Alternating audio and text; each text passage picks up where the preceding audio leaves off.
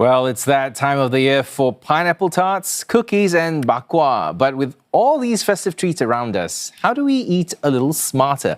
Studies do show that people can gain between 1/2 to 2 kilograms in weight during festive periods. And if this is not fully lost, it can lead to creeping obesity. Well, joining us to share more on smarter eating is Miss Esther Lin, Principal Dietitian at Alexandra Hospital. Esther, thanks for being here. Can you tell us what's a really good approach to, these festive treats during this season when you're seeing them all over you, all around you whenever you visit your relatives or even at home? So, it's important to indulge selectively. I guess because when you go to houses, there's snacks everywhere and there's people offering you food. So it's good to have a look and see what brings you joy and what you enjoy so that you don't then eat excessively. And right. Yeah. Is that, you mentioned that a really good word, but is it easy to actually be moderate in this kind of a situation? Well, to be honest, it's actually very challenging during this festive period, right? Because Chinese New Year, it's gathering with family, it's social bonding. I think it's important then to prioritize and also making sure that you don't skip your proper meals. Right? If we write on to My Healthy Plate by the Health Promotion Board, that's a good guide to help people make sure they have their proper meals and then snack cautiously and consciously, I mean. Right, so we've got proper meal and snacks. Tell us a bit more about that then. Yeah, so this is an example of what a visual guide would be, right? We keep half of our plate that is filled with vegetable and fruit, a quarter of good quality protein such as chicken breast or eggs, even bean curd, and the other quarter are whole grains. It could be basmati rice or brown rice, for example, so that then we don't indulge too much in our snacks, right? Because that 3 pieces of pineapple cookies is 300 calories. And if we have bakwa, that is, just 2 slices of that is 700 calories, which is equivalent to a plate of chicken rice. How would you measure this in equivalent to how long you have to spend in the gym? Oh, well, that's a lot of hard work. Okay. Yeah. To burn off 700 calories, you have to do a lot of physical activity, not within that same day, though. Right. So what's really more of the issue? Is it the fact that you would potentially be taking in a lot more calories during this period because of not just the meals, but also the snacks? Or is it due to the quality of the snacks themselves? I mean, there's really a lot of sugar, processed carbs and things like that, right? Yeah. So it's probably a tag team between sugar, fat, and portion sizes. A lot of the Chinese New Year goodies are so high in all 3 of those, right? And so if we can't find healthy alternatives, such as maybe a mandarin orange, this is 50 calories.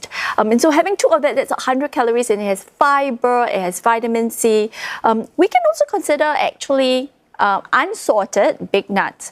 Though they're calorie dense, but they have good fats like monounsaturated fats, and it's a better alternative to our prawn rolls, for example, because that is 250 calories. It's small, but it's pretty dense. Significant. Yes. Now, for Singapore's aging society, and even with a lot of people who are on long-term medication, would these sort of snacks present more risks? It does, Joe, especially if people have chronic diseases. Medications are not a shield against overeating. It just does help to be a bit protective. But if you eat a lot of high sugar stuff, high sodium stuff, they actually cause a spike in your blood pressure, in your blood sugar level, even despite taking medications. I have to say, though, if a stable individual, even with some chronic diseases, but is compliant to the medication and treatment plan, typically is able to tolerate short-term indulgence. Okay, short-term indulgence. That's really a good phrase because you're expecting then, or we would expect that after the Chinese New Year, you wouldn't actually be continually doing this, would you? Yeah, you wouldn't want to, because in the long term, if you consistently, and it becomes part of your regular routine, feasting like that will cause you, long term in terms of weight gain, associated risk factors like hypertension, heart disease, even stroke.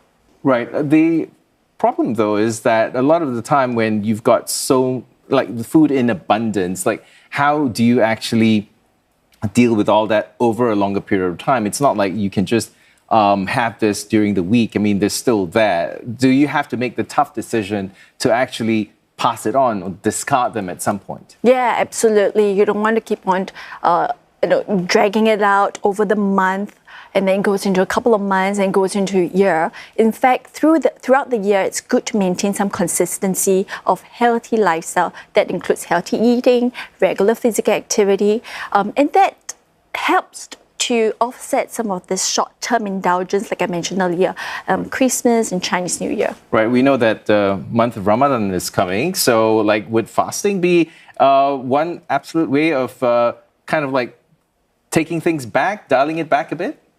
Not necessarily, because fasting, not everybody could handle that. And with fasting, at some point, people it kind of backfire a little bit, because then you are like eating on hunger. So not particularly so. So what's your own personal strategy then during the Chinese New Year when you go to visit your relatives and there's so much food? What do you do? I do indulge very selectively. If it's something that I don't fancy as much, I probably wouldn't touch it, which is that front row. But if it's things that I enjoy and I find that it gives me some enjoyment, I would have a little bit more. For example, love lettuce, right? Love lettuce. Mm-hmm. That's nice, sweet, but yeah, you can't have too much. Yes. So minimum, sort of like indulging in moderation. Kind of, yeah. Thank you so much for joining us today. Thank you so much, Keith. And that's Esther Lin from the Alexandra Hospital, principal dietitian there.